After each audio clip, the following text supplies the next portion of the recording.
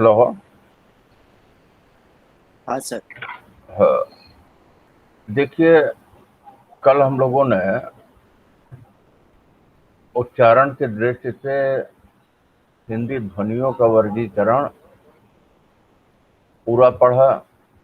अब जो हमारा अगला पाठ है वो है कारक और विभक्तियों का उदाहरण के साथ परिचय दीजिए। तो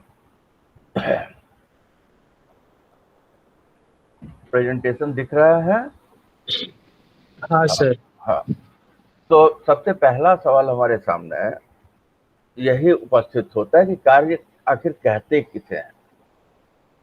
तो कारक क्रिया के साथ संज्ञा के अन्वय संबंध को कहते हैं और हिंदी में 8 कारक होते हैं। तो यही जो कारक हैं यही संस्कृत में क्या कहे जाते हैं? विभक्ति कहे जाते हैं। वहां क्या होता है? प्रथमा विभक्ति, द्वितीय विभक्ति, तृतीय विभक्ति, चतुर्थी, पंचमी, षष्ठी, सप्तमी, अष्टमी। ठीक है। तो वहां विभक्ति चिन्ह लगते हैं और वही विभक्ति के चिन्ह हिंदी में प्रयोग किए जाते हैं, जिसके लिए जो है कारक शब्द का प्रयोग किया जाता है। तो जैसा कि आप जानते हैं, कर्म कर्ता कर्म क्रिया जो वाक्य की संरचना है, तो यहां जब हम जाते हैं तो क्या करते हैं? क्योंकि भाषा उच्चारण अवयवों द्वारा उच्चरित यादृच्छिक ध्वनि समूह की संरचनात्मक व्यवस्था है। रुक जाइए, संरचनात्मक है कि नहीं? तो जो संरचना होती रही उसकी जो व्यवस्था है, तो हमने क्या किया? हमने किया ये कि शब्दों को, ध्वनियों को शब्दों में बांधा। अब शब्द क्या होंगे? उसमें कारक विभक्ति इत्यादि जो है जब आके जुड़ते हैं, कारक या प्रकृत प्रत्यय, तो वो क्या होता है? वही शब्द जो है पद बन जाते हैं। ठीक है। तो यहां आपसे जो चर्चा चल रही है कि आप बातचीत कर रहे होते हैं, तो बातचीत कर रहे होते हैं उस समय सही बात यह है कि व्याकरण के नियमों का पालन करते हुए हम संवाद कर रहे हों, है कि नहीं? उसने पुस्तक पढ़ा, तो अब सवाल इस बात का है, उस पुस्तक पढ़ा, है कि नहीं? तो उस पुस्तक पढ़ा, इसका तो मतलब समझ में आता है कि संज्ञा के बदले जो है सर्वनाम का उस प्रयोग कर दिया। पुस्तक मतलब पुस्तक समझ में आ रहा है, पढ़ा मतलब पढ़ने की क्रिया समझ में आ रही है। अब सवाल इस बात का है कि इस वाक्य में ये ने क्या है कि नहीं? ये ने क्या है? तो यहां आप जान लीजिए कि जैसे जो आपसे कहा गया कि संस्कृत में विभक्तियां होती हैं, इसी को हिंदी में क्या कहते हैं? कारक कहते हैं। तो हमारे यहाँ कारक कितने हैं? तो कर्ता, कर्म, करण, संप्रदान, अपादान, संबंध, अधिकरण, संबोधन। ठीक है। तो यहां आप जान लीजिएगा, याद करने के लिए आपको क्या करना पड़ेगा? आपको अपने इस उंगली के टिप्स पे जाइए, कर्ता, कर्म, करण, संप्रदान, अपादान। तो क्या हुआ कि ये जो बड़ी आसानी से ये आठों जो है क्या हो सकते हैं? आपको नाम याद हो सकते हैं। अब फिर इसको समझने के लिए, क्योंकि यहां मैंने क्या किया, ये चार्ट बना दिया है, उसकी गिनती है, फिर कौन सा कारक है, उसकी कौन सी विभक्ति है, फिर उसका कौन सा चिन्ह है कि नहीं? तो जैसे ने का अभी एक वाक्य मैंने बोला था, तो आपसे पूछा जाए कि ने में कौन सा कारक है या ने में कौन सी विभक्ति है, तो अगर आप जानते होंगे तो फटाक से बता देंगे, और अगर नहीं जानते होंगे तो फिर दाएं बाएं जो है नजरें चुरानी पड़ेगी। तो यहां से क्या हुआ? ने, कर्ता ने, ये विभक्ति कहाँ लगेगी? तो कर्ता के साथ लगेगी। कर्म को है, कर्म को करण से। तो यहां देख लीजिए, आपकी सुविधा के लिए क्या किया है, यहां आपको जो सबसे पहले बता दिया, कर्ता ने कर्म को करण से, संप्रदान को के लिए, अपादान से। तो यहां जो है आप ध्यान दीजिएगा, करण और अपादान, ठीक है, करण और अपादान दोनों में हमने देखा कि से है कि नहीं? तो दोनों में से है। तो पहला से क्या है? पहला से तो ये जान लीजिएगा कि आपसे ये करने के साधन को सूचित करता है। लेकिन अपादान का से जब आता है तो जैसे पेड़ से पत्ते गिरे घर से जाकर, वो किन अर्थों में है? पेड़ से पत्ता अलग हुआ, घर से जाकर, घर से हम जो गए अलग हुए, यही ना? तो दोनों के अंतर को आप समझिएगा, क्योंकि ये ऐसा प्रश्न है से जिसमें कि प्रायः जो है हम भ्रमित होते हैं, कंफ्यूजन की स्थिति होती है। तो इसके लिए क्या करना है, हमें हमेशा याद रखना है कि पहला वाला जो करण का से है वो तो करने के अर्थ में है, लेकिन जहां तक जैसे ही अपादान का से आता है, यहां देख लीजिए उदाहरण में घर से जाकर, घर से नहीं, घर से जाकर अलग होने का अर्थ आया नहीं? यहां आपसे कहा जा रहा है कर्ता कारक का चिन्ह ने है, कर्म का को है, करण का से है, संप्रदान का काके की को लिए है, अपादान का से है, संबंध का काके की है, अधिकरण का में पै पर है, संबोधन का हे हरे भो है। तो भो शब्द का प्रयोग जो है कहाँ होता है? ये हिंदी में नहीं होता, ये संस्कृत में होता है, हे हरे भो, ये हे के अर्थ में ही प्रयुक्त होता है। तो अब यहां आपसे जो बातें कही जा रही हैं, तो जो करने वाला है कि नहीं, उसके साथ जो है क्या लगा? ने लगेगा। जो कर्म है उसके साथ को लगेगा, कारण करने वाले के लिए जो है से लगेगा, संप्रदान के लिए को के लिए लगेगा। अपादान यही जो थोड़ा सा भ्रमित करने वाला है, क्योंकि यहाँ करण में भी से है, अपादान में भी से है। तो अगर अपादान का से आपको समझ में आ जाए अलग होने के अर्थ में, उसने कलम से ढक्कन खोली, ढक्कन क्या हुआ? अलग हुआ,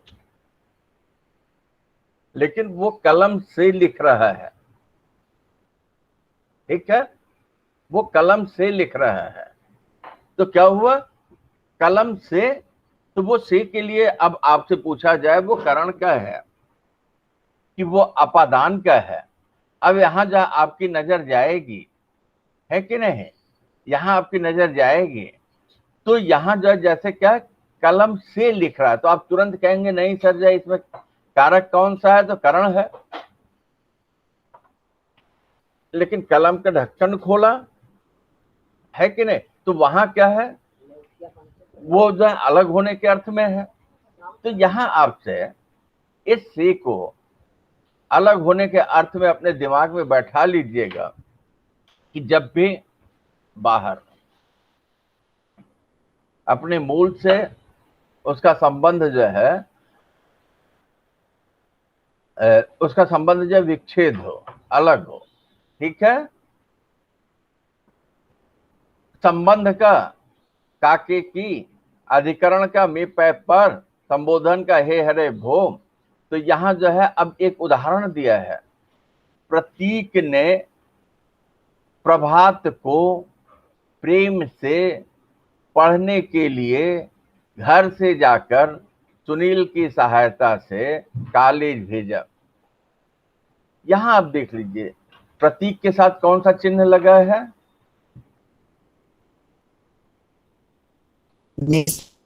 ने। प्रतीक के साथ ने लगा है, ऐसी स्थिति में क्या हुआ, प्रतीक के साथ ने लगे होने की वजह से ये कर्ता कारक हो गया। जैसे नौकर ने दरवाजा खोला, राम ने कहा। हेलो, हाँ सर। राम ने कहा, नौकर ने दरवाजा खोला, तो यहां राम भी करता है, नौकर भी करता है।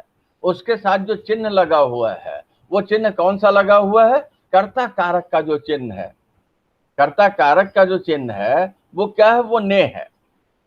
स्पष्ट है। हाँ सर। फिर ठीक वही बात, जैसे प्रतीक ने कहा था प्रभात को, क्या हुआ, अब जो है यहां कर्म कारक का चिन्ह आ गया, को। स्पष्ट है। हाँ सर। अरे उसको भाई मैंने आपसे कहा कि आप अपने उंगलियों पे उसको गिन लीजिए, सीधे सीधे जो है अपनी उंगली उठाइए। कर्ता ने कर्म को करण से संप्रदान को के लिए अपादान से संबंध काके की अधिकरण में पै पर संबोधन है हरे। कर्ता ने कर्म को करण से संप्रदान के लिए अपादान से संबंध काके की अधिकरण में पै पर संबोधन है हरे वो। अब यहां जो है आपको जो स्पष्ट करना है, आपको जो स्पष्ट करना है क्या, थोड़ा सा जहां भ्रमित होते हैं इसके लिए बार बार मैं जो उसको स्पष्ट कर रहा हूं कि यहां करण से तो करने के अर्थ में क्रिया से आके जुड़ जाएगा, लेकिन जहां जहां अलग होने के अर्थ में आएगा वो अपादान कारक होगा। ठीक है। अब यहां जो कर्ता ने, जैसे जो कारक क्रिया के साथ संज्ञा के अन्वय संबंध को कहते हैं कि क्रिया के साथ क्या है, ये लगता है। ठीक है। तो अब जो हम कर्ता कारक के पास आ रहे हैं, तो कर्ता कारक को हम क्या कर रहे हैं, उसको परिभाषित कर रहे हैं, या ये कह लीजिए कर्ता कारक को जो है हम और समझ रहे हैं। तो कहते हैं क्रिया के जिस रूप के विषय में विधान किया जाता है उसे सूचित करने वाले संज्ञा के रूप को कर्ता का, विधान मतलब व्यवस्था। ठीक है। तो कहते हैं क्रिया के जिस रूप से, तो देखिए कुछ शब्द ऐसे होते हैं जहां की कारक चिन्ह लगा होता है, और कुछ शब्द ऐसे होते हैं जहां की कारक चिन्ह नहीं लगा होता है। क्योंकि जहां कारक चिन्ह नहीं लगा होता है, भाषा विज्ञान पढ़ाने में इसके पहले मैंने आपको बताया है कि जब वाक्य की रचना के पास जाते हैं और जब उसकी गणना करते हैं तो वही शब्द क्या हो जाता है, पद हो जाता है। ठीक है। उसमें बहुत ढेर सारी बातें आपसे हुई। तो कहते क्रिया के जिस रूप के विषय में विधान किया जाता है उसे सूचित करने वाले संज्ञा के रूप को कर्ता कहते हैं। संज्ञा बताने की जरूरत है नहीं, किसी व्यक्ति वस्तु स्थान इत्यादि के नाम को संज्ञा कहते हैं। तो यहां जो है लड़का सोता है, लड़का सोता है, तो यहां आप देख लीजिए लड़का सोता है में इस उदाहरण के पास जा रहे हैं, तो यहां कैसा है, ये लड़का जो करता तो है, सोने का काम जो चल रहा है वो कौन कर रहा है, तो लड़का। लेकिन लड़का सोता है के पास जाए तो यहां विभक्ति नहीं लगी है। ये कैसा वाक्य हुआ, तो ये विभक्ति रहित हुआ है कि नहीं। इस वाक्य में विभक्ति नहीं लगी है, लेकिन ये वाक्य कैसा है, लड़का सोता है, एक वचन क्या है, प्रथमा विभक्ति क्या है, और इसके साथ किसी कारक चिन्ह की जरूरत नहीं है। फिर क्या है, नौकर ने दरवाजा खोला, तो जो नौकर ने दरवाजा खोला तो यहां क्या है, ये ने लगा है, तो ये विभक्ति सहित वाक्य है कि नहीं। दरवाजा खोलने का तो किसने किया, कर्ता ने। वो कर्ता कौन है, करने वाला कौन है, नौकर। तो कहते नौकर ने दरवाजा खोला, तो नौकर के साथ क्या है, जो ये ने का चिन्ह लगा है वो क्या, वो जो है विभक्ति सहित ने कर्ता कारक है। स्पष्ट है। यहां आपसे यही कहा जा रहा है कि कर्ता कारक क्या है, तो सीधे सीधे कर्ता कारक के लिए आपसे ये कहते हैं क्रिया के जिस रूप का विधान किया जा रहा है, तो जो क्रिया क्या है? सोना है। क्रिया क्या है? दरवाजा है, यही ना? क्रिया क्या है? दरवाजा खोला है, कर्म दरवाजा है। कर्ता कर्म क्रिया वाक्य में जो क्रम होता है ये यही होता है। तो यहां आपसे क्रिया का जो विधान किया गया, तो ऐसी स्थिति में ये जो खोला किसने? नौकर ने। क्या खोला? कर्म दरवाजा। तो यहां आपसे यही बात कही गई कि यहां जो लड़का है तो संज्ञा तो है लड़का, लेकिन इसके साथ लड़का ने सोता है नहीं, लड़का को सोता है नहीं, है कि नहीं? लड़का का सोता है। यहां आप देख लीजिए किसी भी तरीके का विभक्ति चिन्ह नहीं है। अब विभक्ति चिन्ह यहां आपके सामने है। ये जो मैंने आपसे कहा कि कर्ता ने कर्म को करण से संप्रदान को के लिए अपादान से संबंध काके की अधिकरण में पै पर संबोधन हे हरे वो, ये आपके दिमाग में भरा रहेगा। आप इसको अगर याद रखेंगे, फिर ऐसी स्थिति में कौन सा वाक्य कर्ता प्रधान है, कौन सा कर्म प्रधान है, किस वाक्य में कारक चिन्ह लगा है, मतलब वाक्य में कारक चिन्ह लगा है, तो कौन सा कारक चिन्ह है, उसे समझने में, उसे बताने में आपको सुविधा हो जाएगी। अब ये समझ में आया? कर्ता कर्ता कारक समझ में आया? रेडकर हाँ रेडकर जी,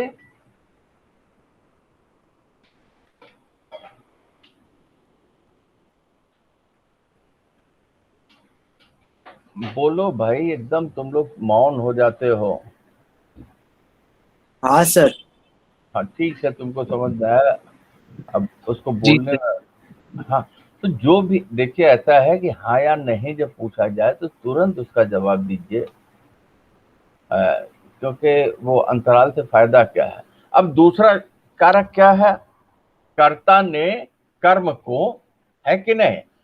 तो कहते हैं ऐसी स्थिति में जिस वस्तु पर क्रिया के कार्य या फल का प्रभाव पड़ता है उसे सूचित करने वाले संज्ञा रूपों को कारक कहते हैं। बार बार जो है, जैसा मैंने आपसे कह दिया है कि कर्ता कर्म क्रिया वाक्य का की जो संरचना होती है वो इसी से होती है कि नहीं? अब यहाँ क्या है, जैसे पहले वाले उदाहरण में हम जा रहे थे, सोने की क्रिया है, यहाँ जो क्या है? कर्म नहीं है, कर्म रहित वाक्य है। और दूसरे में देख लीजिए कर्म है, खोलने की क्रिया है। तो यहाँ अब जो क्या कह रहे हैं? कहते कर्म कारक, कहते जिस वस्तु पर क्रिया के कार्य का फल या प्रभाव पड़ता है उसे सूचित करने वाले संज्ञा के रूपों को कर्ता कारक कहते हैं। तो जैसे जो है अभी ऊपर चर्चा कर रहे थे, लड़का पुस्तक पढ़ता है, ठीक है? तो कहते हैं जिस वस्तु पर क्रिया के कार्य का फल या प्रभाव पड़ता है। तो यहां जो है आपसे जो चर्चा चल रही है, पुस्तक का प्रभाव किस पे पड़ रहा है? लड़के पे पड़ रहा है कि नहीं? तो ऐसी स्थिति में यहां आप देख लीजिए कि जैसे ही हम पुस्तक के पास जा रहे हैं, ठीक है, पुस्तक के पास जा रहे हैं, नौकर के पास जा रहे हैं, तो ये दोनों क्या हो जाते हैं? ये दोनों जो है कर्म हो जाता है। स्पष्ट है? हाँ सर। अगर यह कर्म स्पष्ट हुआ तो फिर आपको समझने में और सुविधा हो गई, क्योंकि आपको कर्ता कर्म क्रिया वाक्य की रचना के जो 3 चरण हैं, जो ये 3 बातें हैं, वो आपके दिमाग में रहेगा, तो जरा भी असुविधा नहीं होगी। तो क्या हुआ? तो यहाँ जो प्रभाव किस पे पड़ रहा है? तो कहते हैं प्रभाव जो है ये पुस्तक और नौकर जो है ये क्या है? तो यही कर्म है। अब जो है क्या होगा? कहते हैं जिस वस्तु पर क्रिया के कार्य का फल या प्रभाव पड़ता है। तो यहाँ जो है जो क्रिया हो रही है वो क्रिया किस पे हो रही है? तो वो क्रिया जो है पढ़ना या बुलाना जो है, प्रभाव किस पे पड़ रहा है? पुस्तक पे या नौकर पे पड़ रहा है। माली ने नौकर को बुलाया, बहुत ही अच्छा उदाहरण है। और यहाँ जो हम क्या कर सकते हैं, क्योंकि मिलाऊंगा नहीं, तो अब यहाँ आपसे जो है कहते क्या? कहते हैं लड़का पुस्तक पढ़ता है, या माली ने नौकर को बुलाया, तो यहाँ जो करता है, जो लड़का है या जो माली है कि नहीं? तो ऐसी स्थिति में इसका प्रभाव जो है वो पुस्तक पर और नौकर पर पड़ रहा है, ये स्पष्ट है। तो फिर आगे हम आपको बताएं।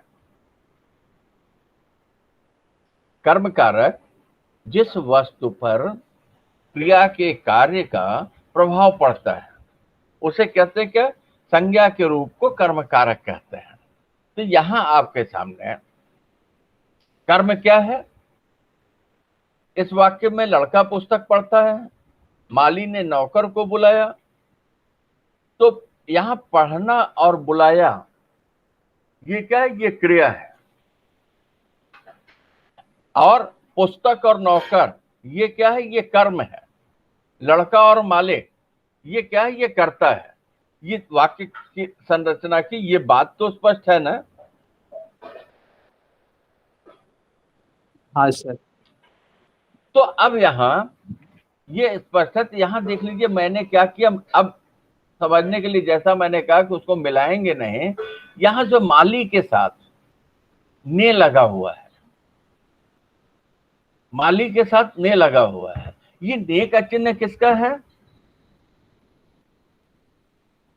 माली ने नौकर को बुलाया, सर कर्ता का। कर। बहुत सुंदर।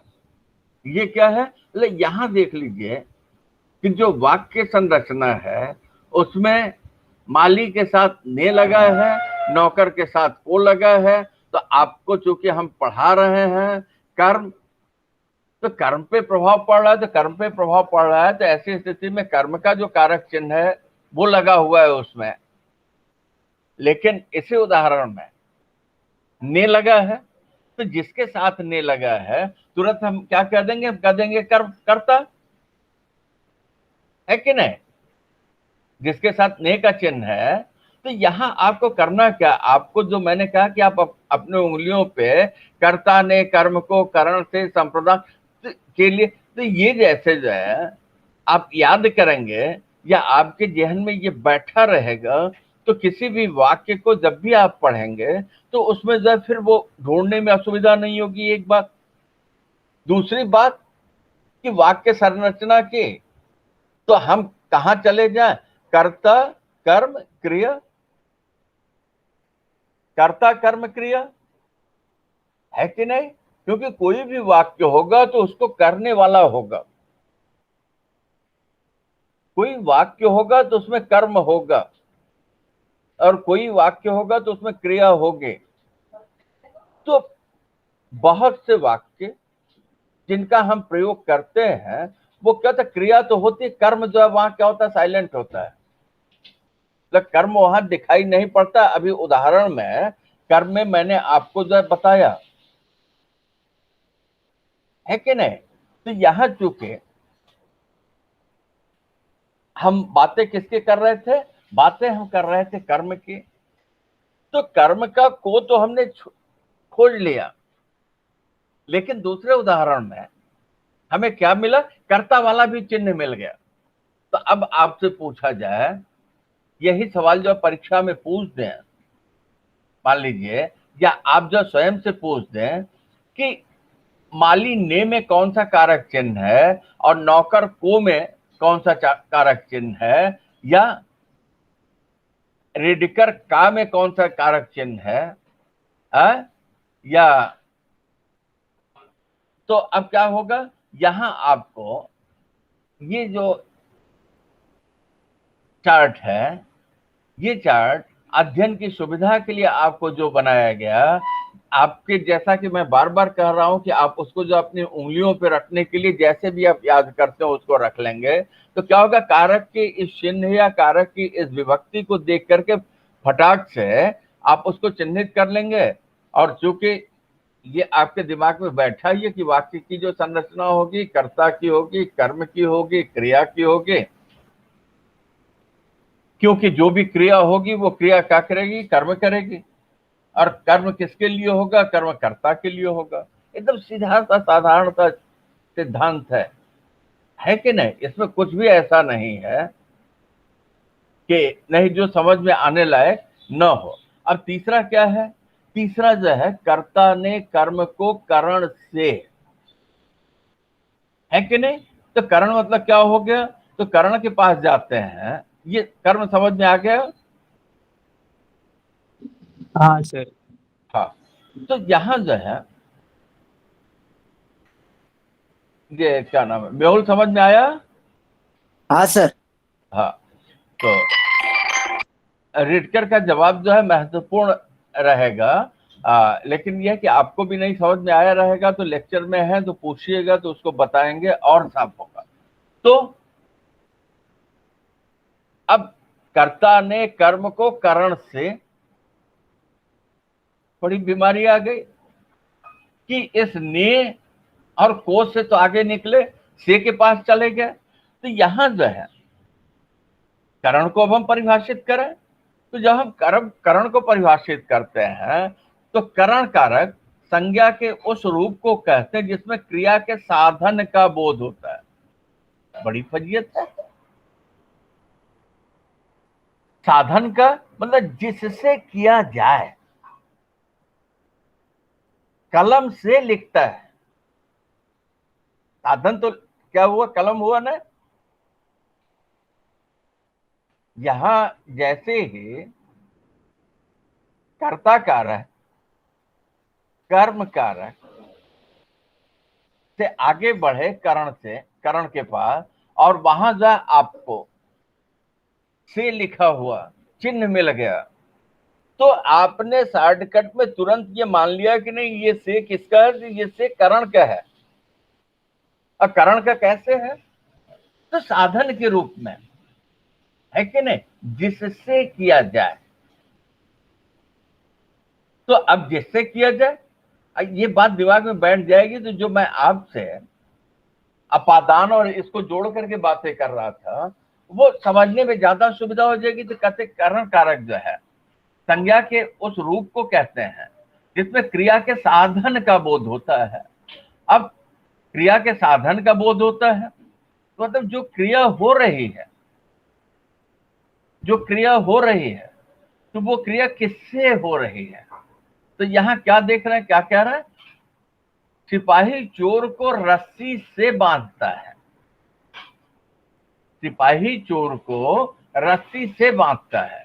मनुष्य आंखों से देखता है और कानों से सुनता है कि नहीं? तो यहां जब रस्सी से, रस्सी क्या हुआ? करण करने वाला हुआ, है कि नहीं? आंख क्या हुई? आंखों से, आंख क्या है? तो वो करने वाला हुआ, करण हुआ। सुनने की क्रिया जो है किससे हो रही है? कानों से हो रही है। तो हमारी समझ से यहां जो आपसे जो इसकी परिभाषा स्वयं से अपनी बात कहने में पूर्ण समर्थ, मतलब करण कारक किसे कहते? तो करण कारक संज्ञा के उस रूप को कहते हैं जिसमें क्रिया के साधन का बोध होता है। तो साधन का बोध होता मतलब जिस साधन से क्रिया की जा रही हो, यही ना। रस्सी से बांधा गया है, कान से सुना गया है, मोटर से, है कि नहीं? तो यहां आपसे जो बात हो रही है करण में, मतलब जिससे किया जाए, जो करने का साधन, ठीक है। तो यहां ये कहते हैं करण कारक किसे कहते हैं? संज्ञा के उस रूप को कहते हैं जिसमें क्रिया के साधन का बोध होता है। तो साधन का बोध जो है ये क्या है? यहां जो है इस परिभाषा में या करण में साधन मुख्य, मतलब साधन को पकड़ लीजिए। मोटर से, लेकिन यही जो है वो, वह मोटर से गया तो वो अलग होने के अर्थ में आ गया। तो तुरंत क्या हो जाएगा?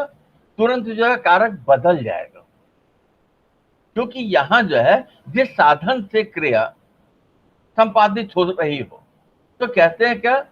मनुष्य आंखों से देखता और कानों से सुनता है। तो सही बात यह है, देखने की क्रिया आंख से होती है और सुनने की क्रिया कान से होती है। तो स्वाभाविक रूप से यहां जो है ये क्या है? ये जो है करण कारक है। स्पष्ट है? हाँ सर। इसका जो है, फिर मैंने जो कहा कि एकदम आसान सा इसको पहचानने का सीधा सा तरीका वही क्या है, से का चिन्ह। जहां से लगा हुआ हो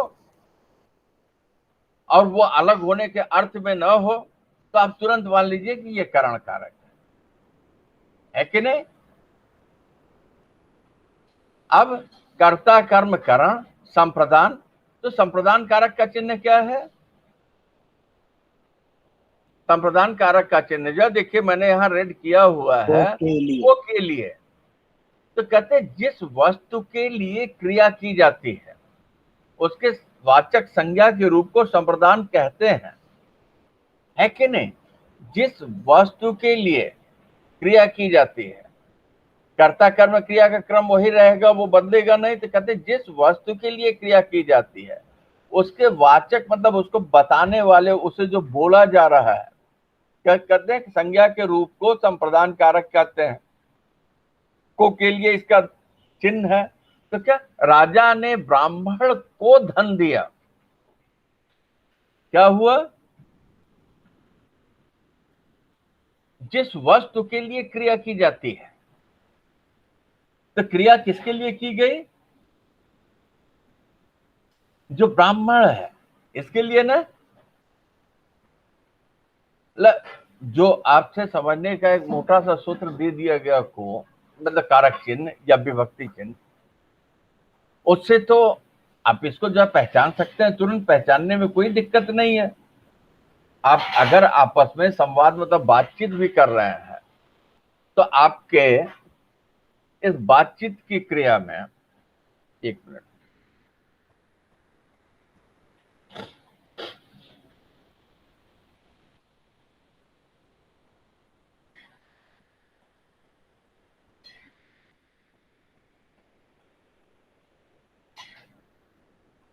अब बातचीत कर रहे हैं तो आपकी बातचीत की क्रिया में भी जो है ये कारक चिन्ह लगे रहेंगे। और कोई बोल रहा है तो किसी ने किसी के लिए कुछ कहा, है कि नहीं। किसी ने किसी के लिए कुछ कहा, तो जब किसी ने, तो तुरंत आप क्या करेंगे, तुरंत आप जो है उसको चिन्हित कर देंगे। है? किसी ने तो ने है तो कहेंगे सर ये तो कर्ता कारक है कि नहीं। और फिर किसी ने किसी के लिए, तो जैसे ही के लिए आया आप कहेंगे क्या, कुछ कहा। किसी के लिए कुछ कहा, तो जो कुछ कहा, जो कहने की क्रिया थी, वो किसके लिए थे? किसी ने किसी के लिए कुछ कहा, है कि नहीं। तो यहां ठीक वैसे ही ये जो धन दिया, धन देने की जो क्रिया है, जो दिया गया, किसे दिया गया? ब्राह्मण को। राजा ने ब्राह्मण को बताने में ऐसा तो नहीं हुआ कि मिल गया, कर्ता और संप्रदान। समझ में आया? राजा ने ब्राह्मण को धन दिया, तो राजा ने ब्राह्मण को धन दिया। तो ऐसी स्थिति में जो कहना है, जो इसका वाचक है, जिसके लिए हुआ, वो कौन था? वो को था। और वो को किसके साथ जाके लगा? वो ब्राह्मण के साथ लगा। जैसे लड़का नहाने के लिए गया, है कि नहीं। तो लड़का नहाने के लिए गया, तो ऐसी स्थिति में आप देख लीजिए कि यहां जो के लिए चिन्ह लगा है, तो के लिए चिन्ह लगा है। ऐसी स्थिति में नहाने के लिए गया, तो क्या हुआ? अब ऐसी स्थिति में इस के को देख करके आप तुरंत ये बता देंगे कि नहीं के लिए है, इसका मतलब कि ये संप्रदान कारक है। हम जो वाक्य लिख रहे हैं या जो हम वाक्य बोल रहे हैं, उसमें जो है अगर के लिए है, अगर उसमें को है, तो तुरंत उसको हम चिन्हित कर देंगे कि वो कौन सा कारक है, तो वो संप्रदान कारक है। स्पष्ट है? नहीं, आपसे जो बात की जा रही है तो वो यही करें कि संप्रदान कारक में जिस वस्तु के लिए, जिसके लिए क्रिया की जा रही है, देखिए मैं जब बोल रहा हूं के लिए आ रहा है तो वो किसके लिए, जिस, तो यही बात यहाँ कही जा रही है कि जैसे मेरे बोलने में जिसके लिए है, वैसे ही इस वाक्य में राजा ने ब्राह्मण को धन दिया। तो चूंकि हमारे पास इसके लिए दो चिन्ह है, तो को है, तो को के कारण भी ये जो है क्या हो गया, को के कारण भी ये संप्रदान कारक है। और जैसे जो है जिसके लिए मैंने कहा था, तो लड़का नहाने के लिए गया, वह खाना खाने के लिए जा रहा है, वह पढ़ने के लिए छुट्टी मांग रहा है कि नहीं? तो इसका प्रभाव किस पे पड़ रहा है? इसका प्रभाव जो है, जो क्रिया है वो क्या कर रही है, वो जो है प्रभाव आकर के नहाने पे डाल रही है, ब्राह्मण पे डाल रही है, पढ़ने पे डाल रही है कि नहीं? पढ़ने के लिए तो पढ़ने पे डाल रही है, क्योंकि यहाँ बार बार आप देख लीजिए कि बाहर से जो उदाहरण आपके सामने नहीं लिखा है उसको मैं मात्र इसके लिए बोल रहा हूँ। एक तो तरीका ये है कि आपको मैंने दे दिया और मैंने आपसे कहा कि आप इसको रट लीजिए, पेपर भी मैं बनाऊंगा, तो इसी के आसपास आसपास का उदाहरण इसी में से निकालूंगा और वहां दे दूंगा और आप उसको देखेंगे और देख करके आप जो है उसका उत्तर लिख देंगे फटाक से। एमसीक्यू में जो भी 50 प्रश्न होगा तो एक अंक के हिसाब से एक अंक मिल जाएगा, 50 का 50। और उसको जो है क्या करेंगे, उसका औसत निकाल के 50 का 100 हो गया, मतलब एक प्रश्न का उत्तर आपने जो 2 अंक पा लिया। अंक तो पा लिया, वो अपनी जगह है, लेकिन जो पाना था कि जब भी कोई संवाद कर रहा है, बातचीत कर रहा है, विचार विमर्श कर रहा है, विचारों का आदान प्रदान हो रहा है, तो विचारों के इस आदान प्रदान में अब हमें अगर ये जानकारी हो कि नहीं संज्ञा क्या है, सर्वनाम क्या है, कारक चिन्ह क्या है, पुल्लिंग क्या है, स्त्रीलिंग क्या है, वचन क्या है, मतलब क्या, यही संरचनात्मक व्यवस्था है। क्योंकि अभी तक तो हम ध्वनियों की संरचना की बात कर रहे थे, लेकिन यहाँ तो जब हम संवाद करते, बातचीत करते हैं, क्योंकि बचपन से जो भाषा के अनुकरण का सिद्धांत है, उन अनुकरण की वजह से हम व्याकरण के विद्यार्थी नहीं हैं। तो व्याकरण के विद्यार्थी नहीं है इसके लिए जो ठीक है कि हम उसकी तरफ ध्यान नहीं देते या बिना कुछ सिखाए अनुकरण के आधार पर हम बोलते हैं, और वो अधिकांश शुद्ध भी होता है, वो अधिकांश शुद्ध होता है, शुद्ध भी होता है नहीं, अधिकांश शुद्ध होता है, क्योंकि हम भाषा विज्ञान के विद्यार्थी हैं। और विज्ञान करता क्या है, विज्ञान किसी भी विषय के कार्य और कारण के संबंधों का अध्ययन करता है। तो ऐसी स्थिति में मैंने क्या किया, देखिए कैसे जब विभक्ति चिन्ह का प्रयोग कर दिया। तो वो कह रहा है ऐसी स्थिति में फिर क्या होगा, हमें जो है जो वाक्य प्रयोग हो रहा है उस वाक्य में संज्ञा क्या है, कर्ता क्या है, संज्ञा के सारे रूप, कर्म क्या है, क्रिया क्या है, फिर वचन क्या है, लिंग क्या है, पुरुष क्या है कि नहीं? क्योंकि अगर ये ज्ञात नहीं होगा तो हम लेखन में या बोलने में गलतियां करेंगे, है कि नहीं? तो इसके लिए ये जानना जरूरी हो जाता है, क्योंकि कार्य कारण संबंध तो भाई सीधे सीधे जहां वैज्ञानिकता है, तो वैज्ञानिकता है तो विज्ञान का जो अनुशासन है, विज्ञान का जो नियम है, उसका तो हमें पालन करना होगा ना।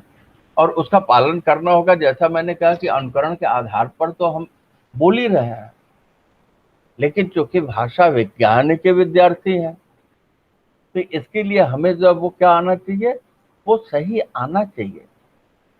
और हमें जो है जब भी बोलना हो तो क्या शुद्ध बोलना चाहिए, उस चीज को इसके लिए समझना चाहिए। ये समझ में आ गया संप्रदान?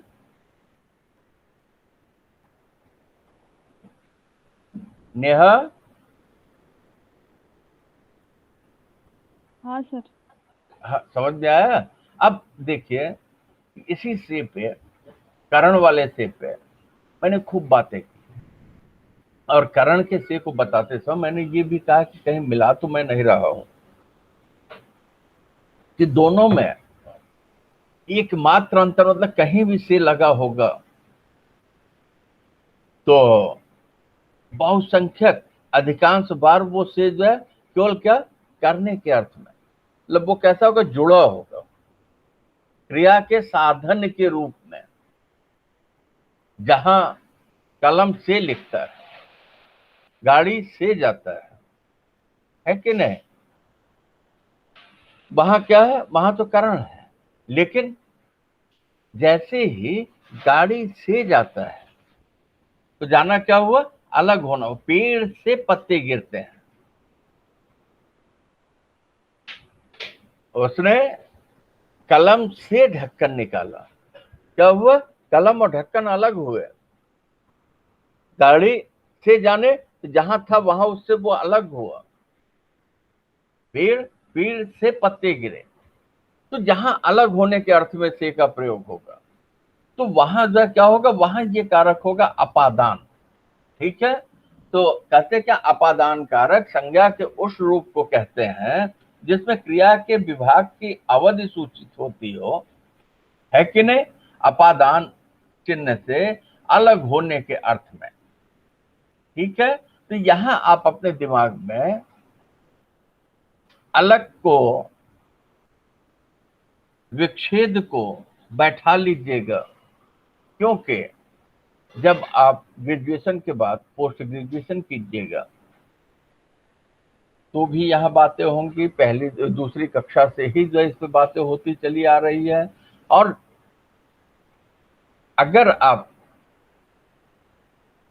शिक्षा व्यवस्था में आते हैं, चाहे वो प्राथमिक शिक्षा होगी, माध्यमिक शिक्षा होगी, चाहे वो कॉलेज और यूनिवर्सिटी की शिक्षा होगी, उसके इंटरव्यू में जाएंगे तो ये प्रश्न ऐसा है कि व्याकरण के प्रश्नों के पास हम जाते हैं तो सारे प्रश्न तो होते हैं, लेकिन जैसे कुछ कुछ बहुत ही आसान से प्रश्न है, जो एक दिन मैंने व्यंजन पूछा था, एक दिन मैंने स्वर पूछा था, एक दिन मैंने आपसे पूछा था कि ज्ञ कहाँ लगाते हैं, ज्ञ कहाँ होता है शब्दकोश में, वैसे ही ये भी प्रश्न है,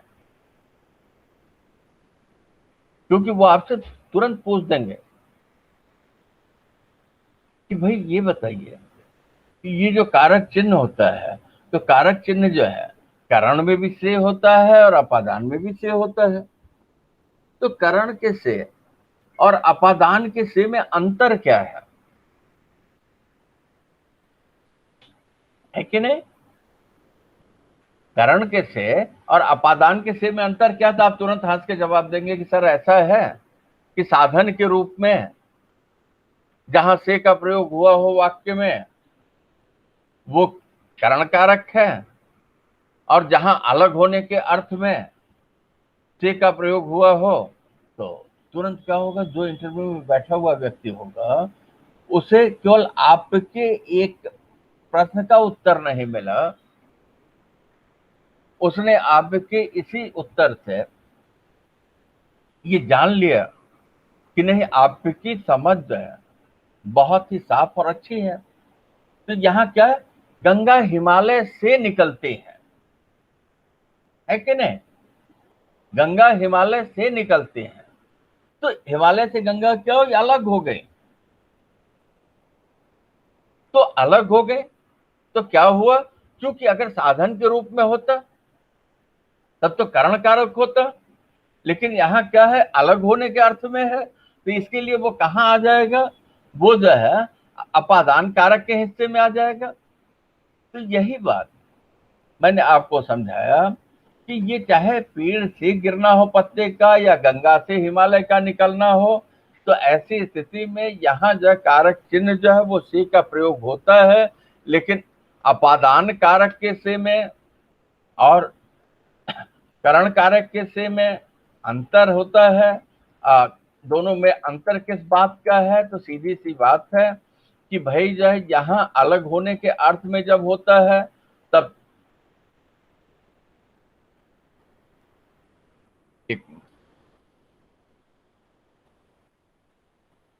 अलग होने के अर्थ में जब होता है तो वो क्या है, वो कहते हैं कि वो अपादान कारक है। ये आपको अगर जो स्पष्ट है तो तुरंत आप दूसरे वाले को आप क्या कह देंगे, दूसरे वाले को कह देंगे कि वो साधन से है, तो जिस साधन से कार्य हो रहा है उसके लिए आप कह देंगे कि ये क्या है, तो ये करण कारक है। ऐसी स्थिति में आप जो है अपना सही जवाब दे लेंगे। और फिर सही जवाब हम दे लें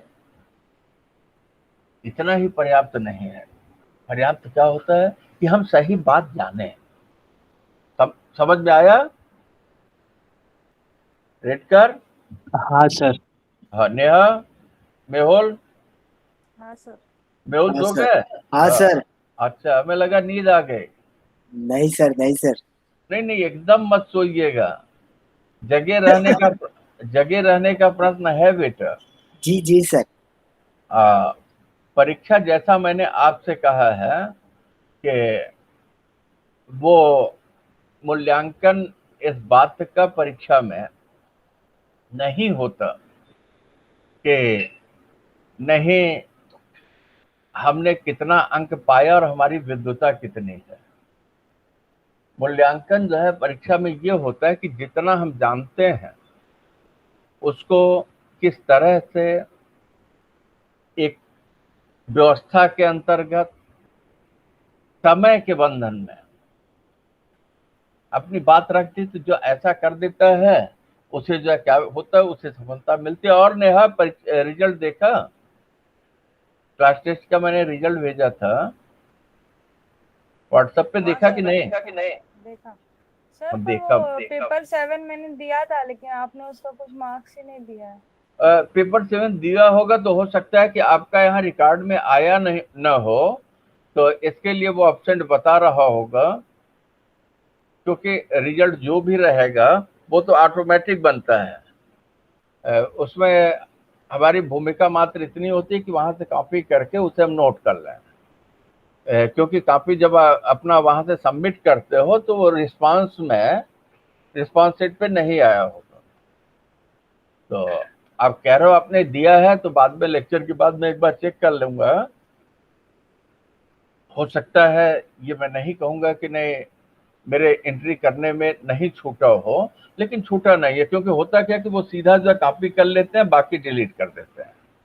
तो जो उसके बनावट है, तो इसके लिए वो अंक वही रहेंगे, तो वो बदलता नहीं है। ठीक है, तो यहाँ आपसे क्या बात हुई, अपादान को हमने जान लिया। अब क्या संबंध, ये तो एकदम आसान है, इसमें तो कुछ बताने की जरूरत नहीं है। कहते संज्ञा की जिस रूप से किसी वाच्य वस्तु का संबंध किसी दूसरी वस्तु से होता है उसको क्या कहते हैं, संबंध कारक कहते हैं। तो जो मैंने कहा कि इसमें क्योंकि संबंध ही ऐसा है कि व्याख्या करने की बहुत ही जरूरत नहीं है। जैसे राजा का महल, रानी की गुड़िया, मतलब क्या है, राजा महल का संबंध किससे है, राजा से है। गुड़िया का संबंध किससे है, तो रानी से है। तो इसके लिए हमारी समझ से इसमें बहुत व्याख्या की आवश्यकता नहीं है। यहाँ क्या कर रहे हैं, यहाँ कह रहे हैं कि ऐसा है, संज्ञा के जिस रूप से किसी वाच्य वस्तु का संबंध। अब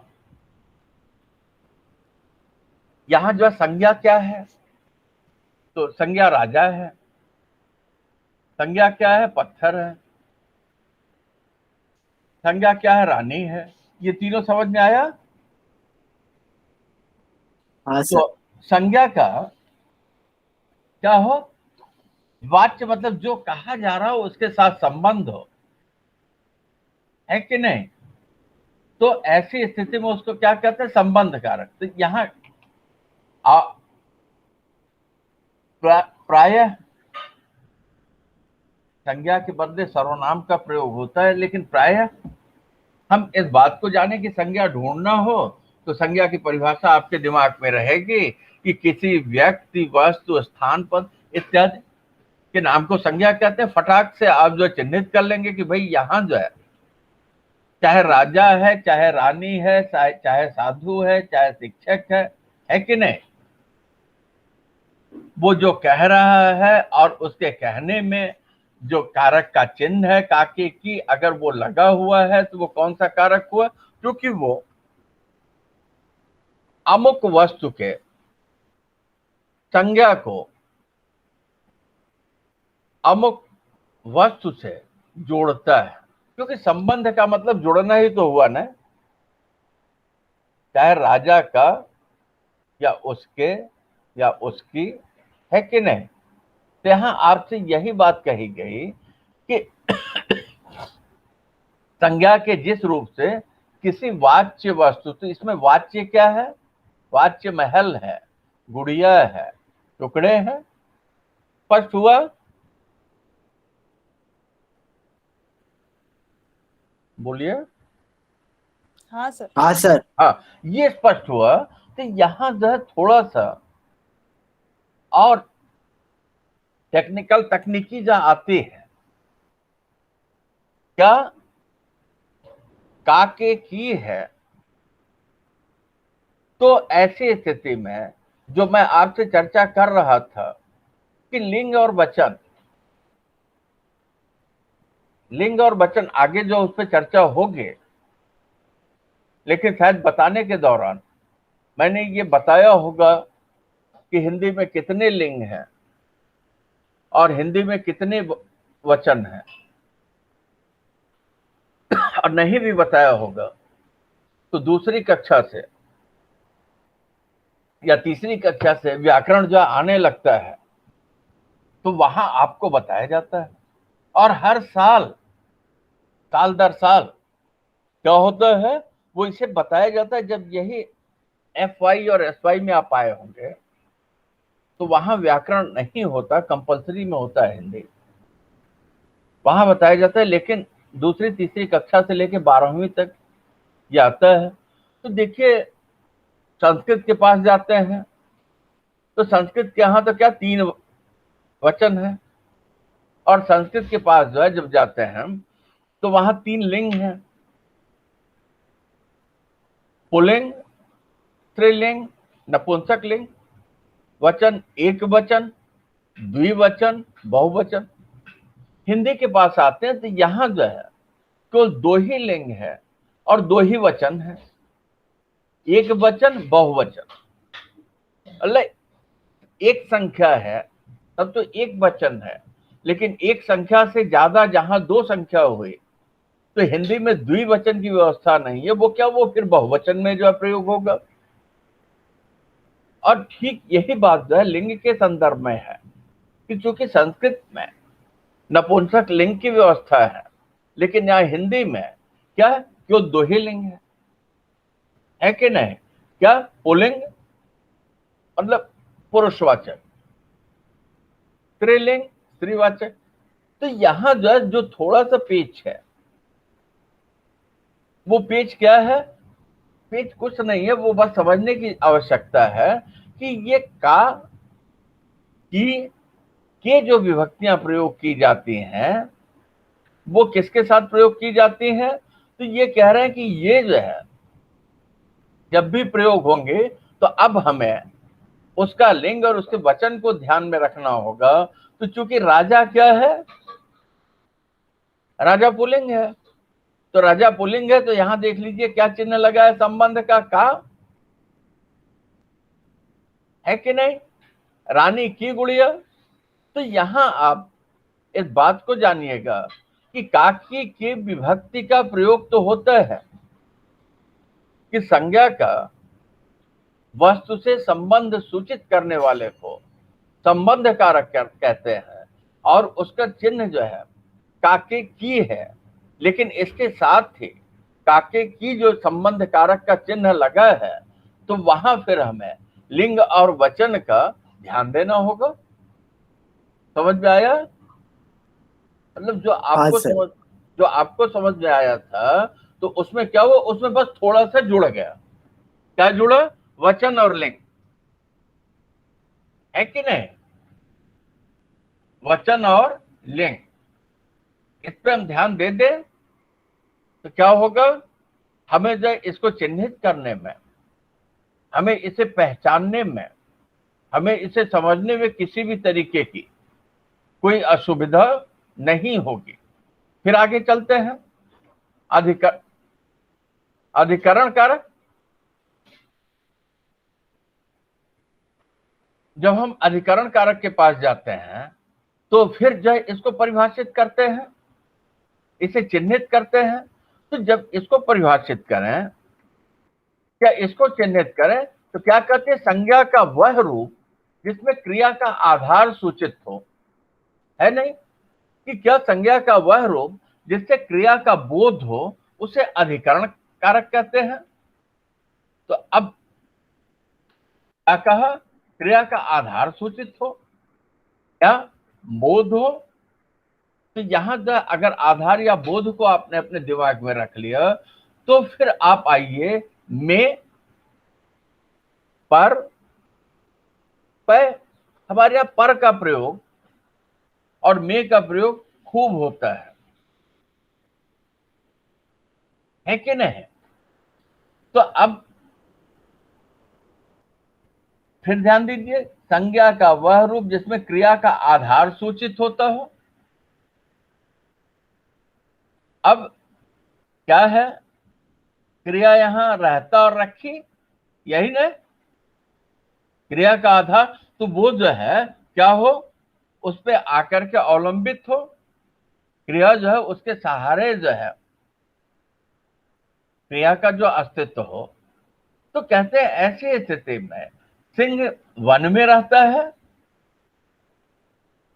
सिंह वन में रहता है। तो रहने की क्रिया, रहना तो क्रिया है कि नहीं, रहना कर्म है कि करता है कि क्रिया है?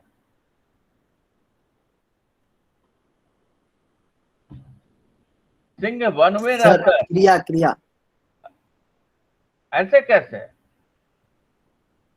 सर रह रहा है ना सर, वो तो पुस्तक मेज प्रोसेस। पर पुस्तक मेज पर रखी है, पुस्तक मेज पर रखी है। सर क्रिया है, रखी क्रिया है। रख, बहुत सुंदर। अभी मैंने उसको नहीं कहा, लेकिन आपने रखी को चिन्हित कर लिया। तो क्रिया का आधार किससे है? मेज से है। सिंह का आधार किससे है? जंगल से है या वन से है, यही ना उसका जो आधार है। भाई कहां रहेगा सिंह? तो जंगल में रहता है या वन में रहता है कि नहीं? राजा कहां रहता है? महल में रहता है। तो यहां आपसे नेहा, तो यहां आपसे जो बात कही जा रही है, क्योंकि इसका जवाब इन्होंने पहले ही रख दिया, तो ये क्या, ये देख लीजिए, पहले तो हमें बताने के लिए मोटे तौर पे बता ही दिया गया है, लेकिन यहां जो हमें जानना है क्या, कि ये जो क्रिया है ये जिस पर आधारित हो, है कि नहीं। तो ये रखने की क्रिया किस पे है? रखने की क्रिया जो मेज पर है। रहने की क्रिया कहां से? रहने की क्रिया वन में है। तो ऐसी स्थिति में यहां जो इस वाक्य में जब हम जाते तो हटा के परेशान कर,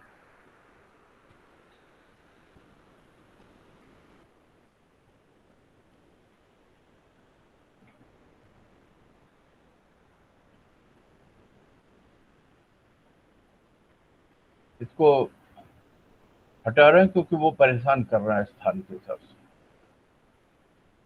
हाँ, यहां जो है आपसे रहना या रखना, ये क्या है? ये क्रिया है। लिखना, खाना, पढ़ना, जाना, गाना, है कि नहीं? ये क्या है? ये क्रिया है।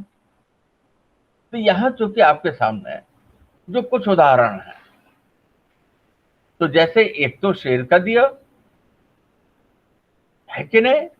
क्या हुआ? तो उदाहरण दे रहे हैं कि सिंह वन में रहता है, तो सिंह रहने की क्रिया जो है वो किस पर आधारित है? तो वन पे है।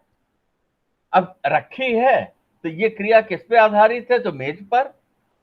तो ऐसी स्थिति में क्या हुआ?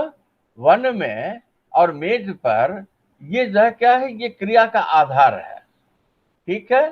तो जो इसका उदाहरण आपके सामने रखा गया मेज पर, तो ये क्या हुआ?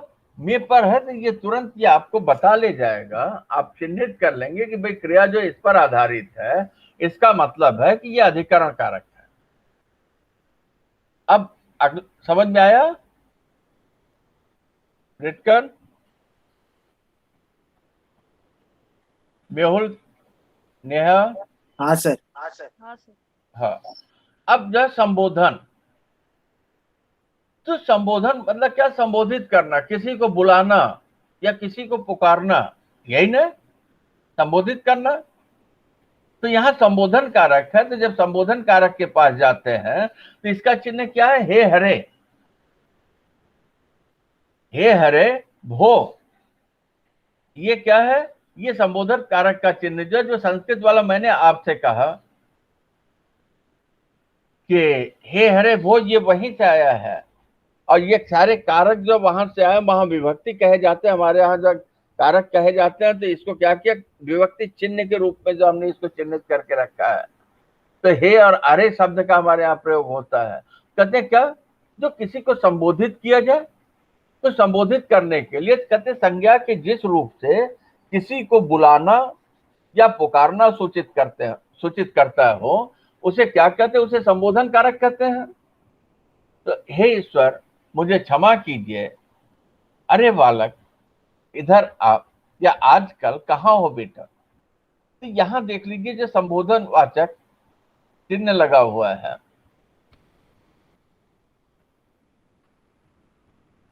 ठीक है। क्या? अरे तुम पास हो गए, है कि नहीं? तुम्हारे लिए नेहा नहीं कह रहा हूं, पास हो गए कि नहीं? एक पेपर में तो अंक ही नहीं है। तो यहाँ क्या है? यहाँ जो है आपसे जो चर्चा चल रही है, उस चर्चा के दौरान इन्होंने कहा क्या कि संज्ञा के जिस रूप से किसी को बुलाना या पुकारना सूचित करता हो। ले ऐसे आप समझ लीजिए किसी को संबोधित करना हो, हे राम, है कि नहीं? हे राम, हे प्रभु, कहते हैं कि नहीं? तो हम क्या कर रहे होते हैं उस समय? प्रभु को, या उस समय राम को, प्रभु मतलब ईश्वर, तो क्या कर रहे होते? उन समय उनको संबोधित कर रहे होते। तो यहां देख लीजिए क्या है? हम जो ईश्वर को संबोधित करते हैं वे कह रहे हैं हे ईश्वर मुझे क्षमा कीजिए, है कि नहीं? तो क्षमा कौन करेगा? क्षमा जो है ईश्वर करेगा। लेकिन यहां क्या है? हे लगा है कि नहीं? तो हे लगे होने की वजह से क्या हुआ? हे लगे होने की वजह से ये जो है संबोधन कारक का वाक्य हुआ। अरे तुम आ गए, तुम आ गए। तो तुम आ गए अगर है तो वो संबोधन कारक नहीं, लेकिन उसमें संबोधित किस? अरे, है कि नहीं? विस्मयादि बोधक मतलब क्या हुआ? हमें बोध हुआ, हमने संबोधित किया। तो यही बात यहां क्या करे कि अरे बालक किधर आ। हमने जो क्या किया? ध्यान आकर्षण किया, यही ना? अरे तुमने अभी तक खाना नहीं खाया, अरे तुमने अभी तक, इसका मतलब है कि सारे लोग खाना खा चुके, वो दूसरा विषय है, लेकिन किसको संबोधित किया? तुमने, सर्वनाम जो है कि नहीं? तो उसकी व्याख्या की जरूरत नहीं है, क्योंकि यहां जिससे संबोधित किया जाए तो वो संबोधित करने के लिए दो कारक चिन्ह हे और अरे का प्रयोग जो है हिंदी में होता है, हरे और वो का प्रयोग जो है हिंदी में नहीं होता है। ठीक है, लेकिन हरे और वो भी संबोधन कारक है।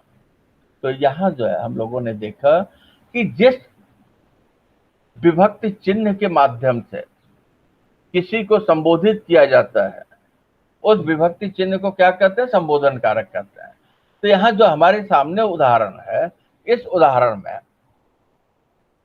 क्या हुआ? हमने जो है हे, अरे, आजकल, क्या है, ऐसे शब्द को रख करके, ऐसे विभक्ति को रख करके हमने जो संबोधित किया। आजकल में आप देख लीजिए, कहाँ हो बेटा, तो इसमें न हे है न अरे है। ये क्या? ये विभक्ति रहित तो वाक्य है। यहां जब मैंने संबोधन का चिन्ह लगाया, उसी समय से आपका सवाल आना चाहिए था, है कि नहीं? कर्ता की जब चर्चा मैंने की थी तो वहां भी देख लीजिए, कर्ता कारक में भी क्या था, वहां भी जो हमें विभक्ति रहित वाक्य मिला था, है कि नहीं? तो ये विभक्ति रहित वाक्य है। तो इस तरीके से हम लोगों ने कारक एवं विभक्तियों को उदाहरण के साथ पढ़ लिया। तो पढ़ लेने से काम तो पूरा नहीं हो जाएगा, है कि नहीं? अब आप बताइए कि आपने इसे अच्छी तरह समझ लिया कि नहीं?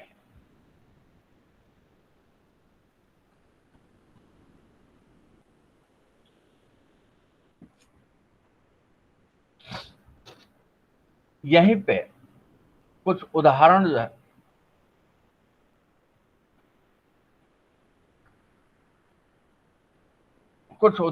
है, वो आपके बीच में है। आप हमको बताइए कि इसमें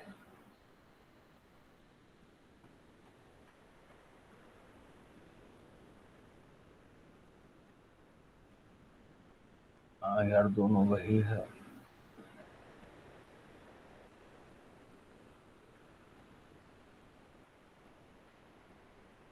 इसमें कौन सा कारक है?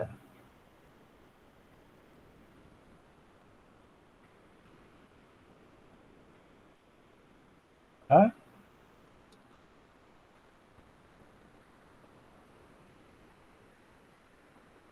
वह पहाड़ों के बीच में, वह पहाड़ों के बीच में है या रहता है। तो एक वाक्य जो है ये आपके सामने है। तो सर हाँ, संप्रदान,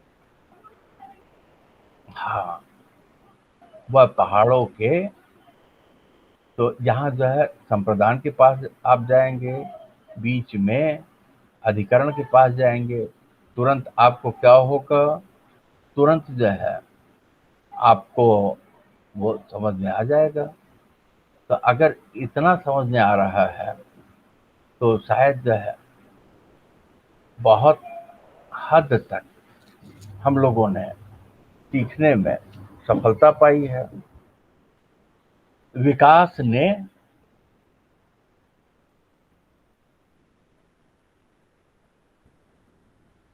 नेहा रिडकर ने रिडकर विकास ने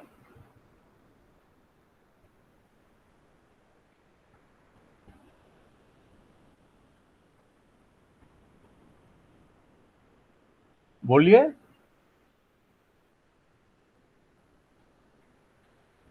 सर रेडकर ने पत्र, हाँ मैंने पूछा, रेडकर ने पत्र लिखा, तो रेडकर ने कौन सा कारक है?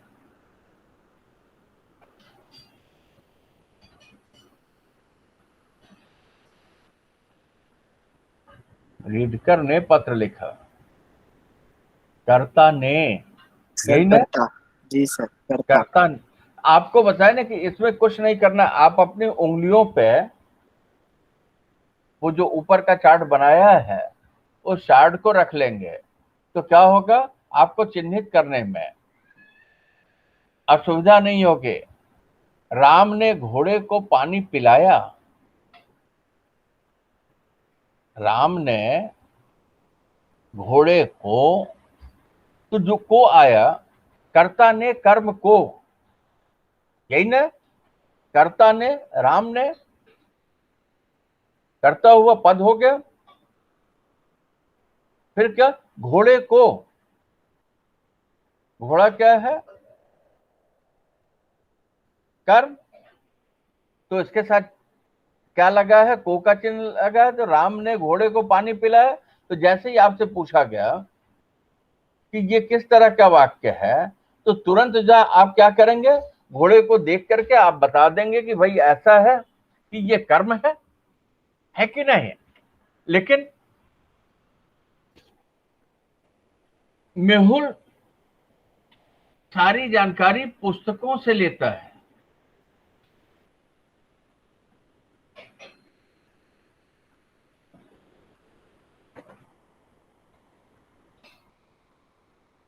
नेहा कलम से लिखती है। सर अपादान।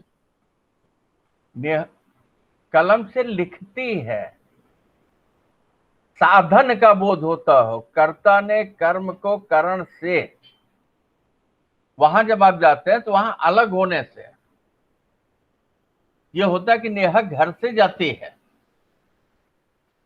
या नेहा कॉलेज से घर जा रही है, तो क्या हुआ, चाहे घर से बाहर जाना अलग होना हो गया या कॉलेज से घर जाना अलग होना हो गया, है कि नहीं? लेकिन यहां तो कलम से, तो कलम तो साधन हो गया ना। समझ में आया नेहा? हाँ सर। बेटा ने तुमको जो घर से कॉलेज जाना है ना, कॉलेज से घर जाना है, घर में रहिए, सुरक्षित रहिए, कोविड का दौर है कि नहीं? कलम से लिखते, तो कलम क्या हो गया, कलम यहां साधन हो गया, जिस साधन से क्रिया हो रही, लिखने की क्रिया हो रही है कि नहीं? तो ये आपका हमारी समझ से पूरा हुआ। आपका कोई प्रश्न हो तो पूछ सकते हैं, उस सवाल का जवाब हम आपस में दो चार मिनट जो भी है वो ले दे लें। इसके बाद आज कौन सा दिन है, वेडनेसडे है ना? हाँ, तो हाँ, तो हम लोग फिर मिलेंगे रेसेस के बाद, लेक्चर रहेगा, तो वहां फिर हम बातें करेंगे रिकॉर्डिंग पर।